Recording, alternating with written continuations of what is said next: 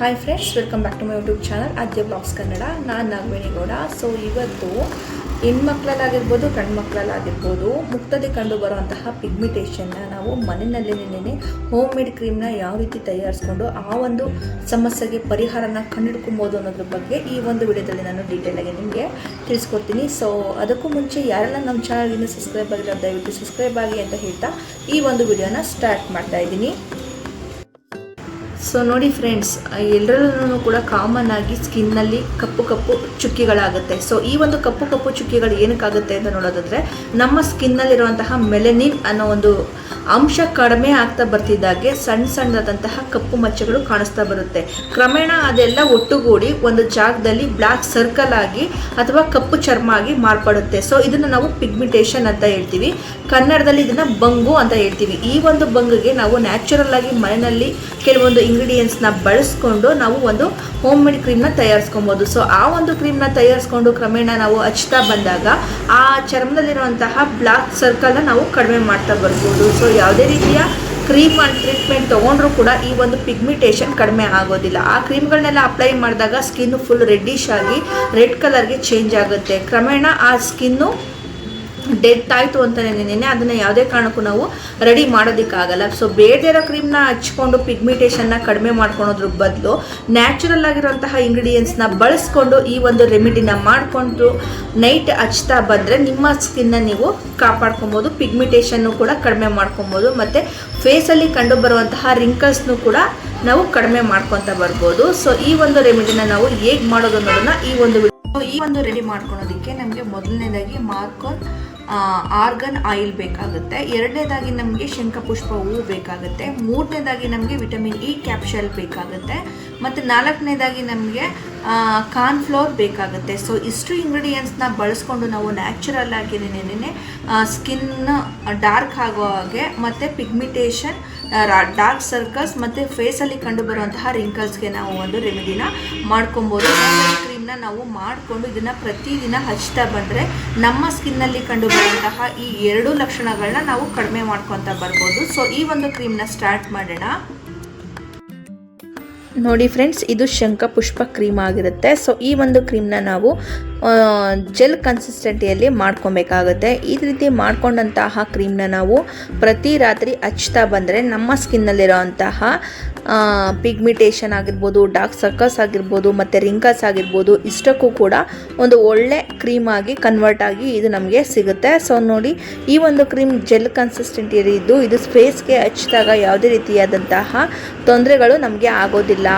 ಪಿಗ್ಮಿಟೇಷನ್ ಆಗಿರಬಹುದು, ಮತ್ತು dark circles ಆಗಿರ್ಬೋದು, ಪಿಂಪಲ್ಸ್ ಆಗಿರ್ಬೋದು, ಚರ್ಮ ಕಳೆಗೊಂದೋದಾಗಿರ್ಬೋದು, ಅದೇ ರೀತಿ ಸ್ಕಿನ್ನು ಲೂಸ್ನೆಸ್ ಆಗಿ ಅಂದರೆ ಸುಕ್ಲುಗಡ್ತಾಗಿ ಕಾಣೋದಾಗಿರ್ಬೋದು, ಪ್ರತಿಯೊಂದನ್ನು ಕೂಡ ಈ ಒಂದು ಕ್ರೀಮ್ ನಮಗೆ ಕಡಿಮೆ ಮಾಡಿಕೊಡ್ತಾ ಬರುತ್ತೆ.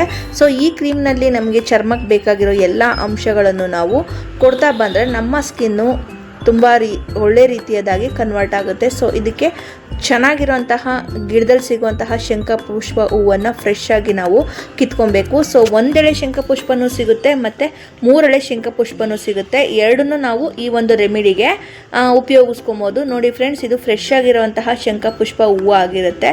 ಸ್ವಲ್ಪ ಒಣಗಿರೋದಕ್ಕಿಂತ ಹಸಿ ಹೂವನ್ನೇ ಬಿಡಿಸ್ಕೊಂಡು ನೀಟಾಗಿ ಅದ್ರ ತೊಟ್ಟನ್ನೆಲ್ಲ ಕಿತ್ಬಿಟ್ಟು ನಾವು ಸ್ಟೋರ್ ಮಾಡಿ ಇಟ್ಕೊಬೋದು. ಇದನ್ನು ಸ್ವಲ್ಪ ಬಿಸಿನೀರಲ್ಲಿ ನಾವು ತೊಟ್ಟನ್ನು ನೀಟಾಗಿ ಬಿಡಿಸ್ಬಿಟ್ಟು ಅದನ್ನು ಒಂದು ಡಬ್ಬದಲ್ಲಿ ಹಾಕಿಟ್ಕೋತಾ ಇದ್ದೀನಿ ನಾನು. ಗ್ಲಾಸ್ ಇದರಲ್ಲಿ ನೋಡಿ, ನೀಟಾಗಿ ತೊಟ್ಟೆಲ್ಲ ತೆಗೆದ್ಬಿಟ್ಟು ಒಂದ್ಸರಿ ವಾಶ್ ಮಾಡ್ಕೊಳೋ ಅವಶ್ಯಕತೆ ಇದ್ದರೆ ವಾಶ್ ಮಾಡ್ಕೊಳ್ಳಿ. ಸೊ ನಾನು ನ್ಯಾಚುರಲಾಗಿ ಗಿಡದಿಂದ ತೆಗೆದಿರೋದ್ರಿಂದ ಇದ್ರ ಯಾವುದೇ ರೀತಿಯ ಧೂಳಿಲ್ಲ. ಸೊ ಹಾಗಾಗಿ ನಾನು ಪೆಟಲ್ಸ್ಗಳನ್ನೆಲ್ಲ ನೀಟಾಗಿ ಬಿಡಿಸ್ಕೊಂಡು ಒಂದು ಗ್ಲಾಸಲ್ಲಿ ಹಾಕಿ ಇಟ್ಕೋತಾ ಇದ್ದೀನಿ. ಇದಕ್ಕೆ ಬೇಕು ಅಂತಂದರೆ ಬಿಸಿನೀರು ಹಾಕಿ ಒಂದು 10 ನಿಮಿಷ ನಾವು ಅದನ್ನು ಬಿಡಬೇಕು. ಆ ರೀತಿ ಬಿಟ್ಟಾಗ ಶಂಖಪುಷ್ಪದಲ್ಲಿರುವಂತಹ ಕಲ್ಲರೆಲ್ಲ ನೀರಿಗೆ ಇದಾಗಿ ಅದು ಬ್ಲೂ ಕಲರ್ ಆಗಿ ಕನ್ವರ್ಟ್ ಆಗುತ್ತೆ. ಸೊ ನೋಡಿ, 10 ನಿಮಿಷ ಇಲ್ಲಾಂದರೆ 15 ನಿಮಿಷದಲ್ಲಿ ಅದು ಎಷ್ಟು ನೀಟಾಗಿ ಕಲರ್ ಬಿಡ್ತಾ ಇರೋದು ನಿಮ್ಮ ಕಣ್ಣಿಗೆ ಕಾಣ್ತಾ ಇದೆ ಅಂತ ಅನ್ಕೋತೀನಿ. ನೋಡಿ, ಈ ರೀತಿ ನೀಟಾಗಿ ಅದು ಕಲರ್ನ ಬಿಡುತ್ತೆ. ಸೊ ಒಂದು 10 ರಿಂದ 15 ನಿಮಿಷ ಇಲ್ಲಾಂದರೆ 1 ಅವರ್ ನಾವು ಈ ರೀತಿ ನೀರಿನಲ್ಲಿ ಬಿಸಿನೀರಿನಲ್ಲಿ ಸ್ವಲ್ಪ ಹೊತ್ತು ನೆನೆಸಿದಾಗ ಅದು ವಿಟಮಿನ್ನು ಮಿನರಲ್ಸು ಎಲ್ಲ ನೀಟಾಗಿ ಆ ನೀರಿಗೆ ಬಿಟ್ಕೊಳ್ಳುತ್ತೆ. ಸೊ ಆಮೇಲೆ ನಾವು ಹೂವು ತೆಗೆಯುವಂತಹ ಅವಶ್ಯಕತೆ ಇದ್ದರೆ ತೆಗಿಬೋದು. ಇನ್ನೂ ಚೆನ್ನಾಗಿ ನಮಗೆ ಕ್ರೀಮ್ ಬೇಕು ಅಂತ ಹೇಳಿದ್ರೆ ಇನ್ನೂ ಸ್ವಲ್ಪ ಹೊತ್ತು ಅದನ್ನು ಹಾಗೆ ಬಿಟ್ಟು ಅದನ್ನು ಎತ್ಕೊಂಡು ಒಂದು ಮಿಕ್ಸಿ ಜಾರ್ಗೆ ನಾವು ಹಾಕ್ಕೊಬೇಕಾಗತ್ತೆ. ನಮ್ಗೆ ಎಷ್ಟು ಹೂವು ಬೇಕೋ ಅಷ್ಟು ಹೂವನ್ನು ನಾವು ಈ ರೀತಿ ಮಾಡಿಕೊಂಡು ನಮ್ಮ ಕ್ರೀಮ್ ಎಷ್ಟು ಬೇಕೋ ಎಷ್ಟು ಅವಶ್ಯಕತೆ ಇದೆಯೋ ಅಷ್ಟು ಮಾಡ್ಕೊಳೋದಕ್ಕೆ ಈ ರೀತಿ ಮಾಡಿಕೊಂಡು ಅದನ್ನು ಒಂದು ಮಿಕ್ಸಿ ಜಾರಲ್ಲಿ ಹಾಕಿ ನೀಟಾಗಿ ಗ್ರೈಂಡ್ ಮಾಡ್ಕೊಬೇಕು. ನಾವು ನೋಡಿ ಇದನ್ನು ನೀಟಾಗಿ ನಾವು ಗ್ರೈಂಡ್ ಮಾಡ್ಕೊಂಡಾಗ ಎಷ್ಟು ಚೆನ್ನಾಗಿ ಬರುತ್ತೆ ಗೊತ್ತಾ. ಸೊ ನೋಡಿ ಕಲರ್ ಆಗಿರೋ ಹೂವು ನೋಡಿ ಎಷ್ಟು ಚೆನ್ನಾಗಿದೆ. ಸೊ ಇವಾಗ ಇದನ್ನು ಗ್ರೈಂಡ್ ಮಾಡ್ಕೊಂಡಿದ್ದೀನಿ. ಇದನ್ನು ಒಂದು ನೀಟಾಗಿ ಫಿಲ್ಟ್ರ್ ಮಾಡ್ಕೊಬೇಕು. ಸೊ ನೋಡಿ ಈ ರೀತಿ ನಾವು ಸೋಸಣಿಕೆಯಿಂದ ಸೋಸ್ಕೊಬೇಕು ಈ ಒಂದು ಶಂಖಪುಷ್ಪ ಇದನ್ನು ರಸನ ನೋಡಿ ನೀಟಾಗಿ ಎಲ್ಲ ಬಂತು ನಮಗೆ. ಈ ರೀತಿ ಫಿಲ್ಟ್ರ್ ಮಾಡ್ಕೊಂಡಾದಾದಮೇಲೆ ಆ ಒಂದು ನೀರನ್ನು ಅಂದರೆ ಶಂಖಪುಷ್ಪ ನೀರನ್ನು ಇಟ್ಕೊಂಡು ನಾವು ಒಂದು ಕನ್ಸಿಸ್ಟೆನ್ಸಿಯಾಗಿ ಕ್ರೀಮ್ನ ರೆಡಿ ಮಾಡ್ಕೊಬೋದು. ಸೊ ನಿಮ್ಗೆ ಎಷ್ಟು ಅವಶ್ಯಕತೆ ಇದೋ ಅಷ್ಟನ್ನು ಈ ರೀತಿ ಮಾಡ್ಕೊಳ್ಳಿ. ಮಾಡ್ಕೊಂಡಾದ್ಮೇಲೆ ನೀಟಾಗಿ ಅದನ್ನು ಸೋಸ್ಕೊಂಡು ಆ ಒಂದು ನೀರನ್ನು ಹಾಗೆ ಇಟ್ಕೊಂಡು ಅದಕ್ಕೆ 1 ಸ್ಪೂನ್ ಅಂದರೆ 2 ಸ್ಪೂನ್ ಕಾರ್ನ್ಫ್ಲೋರ್ನ ನಾವು ಮಿಕ್ಸ್ ಮಾಡ್ಕೊಬೇಕಾಗುತ್ತೆ. ಕಾರ್ನ್ಫ್ಲೋರ್ನ ಮಿಕ್ಸ್ ಮಾಡಿಕೊಂಡಾಗ ಕಾರ್ನ್ಫ್ಲೋರಲ್ಲಿರೋಂತಹ ಕೆಲವೊಂದು ಅಂಶಗಳು ನಮ್ಮ ಚರ್ಮನ ವೈಟ್ನಿಂಗ್ ಆಗಿ ಟರ್ನ್ ಮಾಡುತ್ತೆ. ಸೊ ಏನಾದರೂ ಕಪ್ಪು ಕಲೆ ಇದ್ದರೆ ಅದನ್ನು ಹೋಗಿಸಿ ನಮ್ಮ ಚರ್ಮಕ್ಕೆ ಬೇಕಾಗಿರುವಂತಹ ಮೆಲನಿನ್ ಅಂಶನ ಅದು ನಮ್ಮ ಸ್ಕಿನ್ಗೆ ಕೊಡುತ್ತೆ. ಇದನ್ನು ಕನ್ನಡದಲ್ಲಿ ಜೋಳದ ಹಿಟ್ಟು ಅಂತ ಹೇಳ್ತಾರೆ, ಇಂಗ್ಲೀಷ್ನಲ್ಲಿ ಕಾರ್ನ್ಫ್ಲೋರ್ ಅಂತ ಹೇಳ್ತಾರೆ. ಸೊ ಈ ರೀತಿ ಮಿಕ್ಸ್ ಮಾಡ್ಕೊಂಡಂತಹ ಕಾರ್ನ್ಫ್ಲೋರ್ ಮತ್ತು ಶಂಖಪುಷ್ಪ ನೀರನ್ನು ನಾವು ಒಂದು ಪ್ಯಾನ್ನ ಬಿಸಿ ಆಗೋದಕ್ಕೆ ನೀರನ್ನ ಇಡಬೇಕು. ಬಿಸಿ ಆದಮೇಲೆ ಒಂದು ಬೌಲ್ಗೆ ಈ ಒಂದು ಮಿಶ್ರಣವನ್ನು ಹಾಕಿ ಇಟ್ಕೊಂಡು ಬಿಸಿನೀರು ಕಾಯ್ತಾ ಇದ್ದಾಗೆ ಈ ಬಟ್ಲಲ್ಲಿರೋ ಅಂತಹ ಕಾರ್ನ್ಫ್ಲೋರು ಮತ್ತು ಶಂಖಪುಷ್ಪ ಹೂವುದು ರಸ ಎರಡನ್ನೂ ಕೂಡ ಒಂದು ಕ್ರೀಮ್ ಕನ್ಸಿಸ್ಟೆಂಟ್ ಆಗಿ ನಮಗೆ ಕನ್ವರ್ಟ್ ಆಗುತ್ತೆ. ಸೊ ಅದಕ್ಕೆ ನಾವು ನೀಟಾಗಿ ಸ್ಪೂನ್ನಲ್ಲಿ ಗಂಟು ಹಾಕದಿರೋ ಥರ ಈ ರೀತಿ ನೀಟಾಗಿ ನಾವು ಮಿಕ್ಸ್ ಮಾಡ್ಕೊತಾ ಬರಬೇಕು. ಸೊ ಈ ರೀತಿ ಮಿಕ್ಸ್ ಮಾಡ್ತಾ ಅದು ಒಂದು ಜೆಲ್ ಕನ್ಸಿಸ್ಟೆಂಟಿಯಾಗಿ ನಮಗೆ ಕಾಣುತ್ತೆ. ಸೊ ನೋಡಿ ಅದು ನೀಟಾಗಿ ಆಗ್ತಾ ಇದೆ. ಲೋ ಫ್ಲೇಮಲ್ಲೇ ಈ ಒಂದು ಕ್ರೀಮಿ ಬೇಸ್ನ ನಾವು ರೆಡಿ ಮಾಡ್ಕೊಬೇಕು. ಸೊ ನೋಡಿ ನೀಟಾಗಿ ಶಂಖಪುಷ್ಪ ಹೂವು ಮತ್ತು ಕಾರ್ನ್ಫ್ಲೋರು ಎರಡೂ ಕೂಡ ಇದಾಗಿ ಒಂದು ಕ್ರೀಮ್ ಕನ್ಸಿಸ್ಟೆಂಟಿಯಲ್ಲಿ ನಮಗೆ ದೊರಕಿದೆ. ಸೊ ಈ ಒಂದು ಜೆಲ್ಗೆ ನಾವೀಗ ಇನ್ನೂ ಕೆಲವೊಂದು ಇಂಗ್ರೀಡಿಯೆಂಟ್ಸ್ನ ಬಳಸ್ಕೊಂಡು ಒಂದು ಕ್ರೀಮ್ನ ನಾವು ರೆಡಿ ಮಾಡ್ಕೊಬೇಕಾಗುತ್ತೆ. ಸೊ ನೋಡಿ ಒಂದು ಬೌಲ್ನ ತೊಗೊಳ್ಳಿ. ಅದಕ್ಕೆ 2 ಇಂದ 3 ಸ್ಪೂನ್ ನಿಮಗೆ ಕ್ರೀಮ್ನ ಎಷ್ಟು ಅವಶ್ಯಕತೆ ಇದೋ ಅಷ್ಟು ಸ್ಪೂನು ಅಲೋವೆರಾ ಜೆಲ್ನ ಸೇರಿಸ್ಕೊಳ್ಳಿ. ಸೊ ಅಲೋವೆರಾ ಜೆಲ್ಗೆ ನಾವು ಇಲ್ಲಿ ಆರ್ಗಾನಿಕ್ ಆಯಿಲ್ನ ಕೂಡ ಒಂದು 3 ಡ್ರಾಪ್ನಷ್ಟು ಇದಕ್ಕೆ ಸೇರ್ಕೊಬೇಕು. ಈ ಒಂದು ಆರ್ಗಾನಿಕ್ ಆಯಿಲಲ್ಲಿ ನಮ್ಮ ಸ್ಕಿನ್ಗೆ ಬೇಕಾಗಿರುವಂತಹ ಮೃದುತ್ವ ಮತ್ತು ಎಣ್ಣೆಯುಕ್ತ ಅಂಶಗಳು ಇರೋದ್ರಿಂದ ಇದರಲ್ಲಿ ಕಬ್ಬಿಣ ಅಂಶ ಹೇರಳವಾಗಿರೋದ್ರಿಂದ ನಮ್ಮ ಚರ್ಮನ ಪ್ರೊಟೆಕ್ಟ್ ಮಾಡುತ್ತೆ. ಸೊ ಬೇಕು ಅಂತಂದರೆ ವಿಟಮಿನ್ ಇ ಕ್ಯಾಪ್ಸೂಲ್ನು ಕೂಡ ನಾವು 2ನ್ನ ಇಲ್ಲಿ ಆ್ಯಡ್ ಮಾಡ್ಕೊಬೋದು. ಸೊ ಈ ರೀತಿ ನಾವು ಚರ್ಮಕ್ಕೆ ಬೇಕಾಗಿರುವಂತಹ ಅಂಶಗಳಿರುವಂತಹ ಇದನ್ನು ನಾವು ಸೇರಿಸ್ಕೊಂಡಾಗ ಈ ಒಂದು ಕ್ರೀಮ್ ನಮಗೆ ಒಳ್ಳೆ ಉಪಯೋಗ ಆಗುತ್ತೆ. ಸೊ ಬೇಡದಿರೋ ಕ್ರೀಮ್ನ ಹಚ್ಚೋ ಬದಲು ಈ ರೀತಿ ಕ್ರೀಮ್ನ ನಾವು ರೆಡಿ ಮಾಡಿಕೊಂಡು ಫೇಸ್ಗೆ ಅಪ್ಲೈ ಮಾಡ್ತಾ ಬಂದರೆ ಈ ಎಲ್ಲ ಸಮಸ್ಯೆಗಳನ್ನ ನಾವು ದೂರ ಮಾಡ್ಕೊಬೋದು. ಸೊ ಇದನ್ನು ನೀಟಾಗಿ ಮಿಕ್ಸ್ ಮಾಡಿಕೊಂಡು ಜೆಲ್ ಕನ್ಸಿಸ್ಟೆನ್ಸಿಯಲ್ಲಿ ಮಾಡ್ಕೊಂಡಾದ್ಮೇಲೆ ಶಂಖಪುಷ್ಪ ಮತ್ತು ಕಾರ್ನ್ಫ್ಲೋರ್ ಕ್ರೀಮ್ಗೆ ಇದನ್ನು ಮಿಕ್ಸ್ ಮಾಡ್ಕೊಬೇಕು.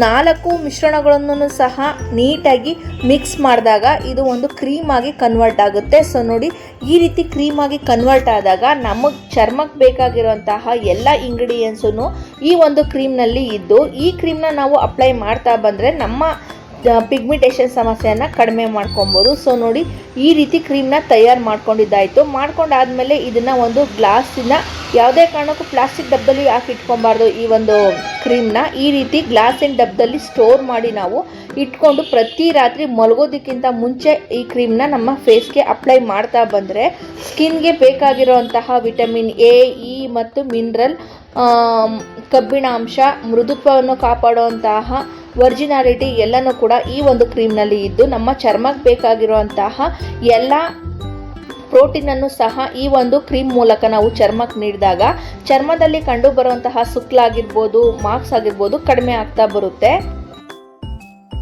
ಸೊ ನೋಡಿದ್ರೆ ಅಲ್ವಾ ಫ್ರೆಂಡ್ಸ್, ನ್ಯಾಚುರಲ್ ಆಗಿ ನಮಗೆ ಚರ್ಮಕ್ಕೆ ಬೇಕಾಗಿರುವಂತಹ ವಿಟಮಿನು, ಮಿನರಲ್ಸ್ ಮತ್ತು ಕಬ್ಬಿಣಾಂಶ, ತೇವಾಂಶ ಇಷ್ಟನ್ನೆಲ್ಲನೂ ಕೂಡ ಈ ಒಂದು ಇಂಗ್ರೀಡಿಯೆಂಟ್ಸ್ ನಮ್ಮ ಚರ್ಮಕ್ಕೆ ಕೊಟ್ಟು ಈ ಒಂದು ಕ್ರೀಮ್ ಮುಖಾಂತರ ನಾವು ಸ್ಕಿನ್ಗೆ ಅದನ್ನೆಲ್ಲ ಕೊಟ್ಟಾಗ ನಮ್ಮ ಸ್ಕಿನ್ನು ಡಾರ್ಕ್ ಸರ್ಕಲ್ಸ್ ಆಗಿರ್ಬೋದು, ಪಿಗ್ಮೆಂಟೇಷನ್ ಆಗಿರ್ಬೋದು ಮತ್ತು ರಿಂಕಲ್ಸ್ ಆಗಿರ್ಬೋದು ಇಷ್ಟು ಸಮಸ್ಯೆಯಿಂದ ಪೂರ್ಣವಾಗಿ ನಮ್ಮ ಸ್ಕಿನ್ನ ನಾವು ಪ್ರೊಟೆಕ್ಟ್ ಮಾಡ್ಕೊಬೋದು. ಸೊ ಈ ಒಂದು ರೆಮಿಡಿ ನಿಮಗೆಲ್ಲ ಇಷ್ಟ ಆಗಿದೆ ಅಂತ ಭಾವಿಸ್ತಾ ಇದ್ದೀನಿ. ಸೊ ಈ ರೆಮಿಡಿ ನಿಮಗೆ ಇಷ್ಟ ಆಗಿದೆ ದಯವಿಟ್ಟು ಲೈಕ್ ಮಾಡಿ, ಶೇರ್ ಮಾಡಿ, ಅದೇ ರೀತಿ ಕಮೆಂಟ್ ಮಾಡಿ.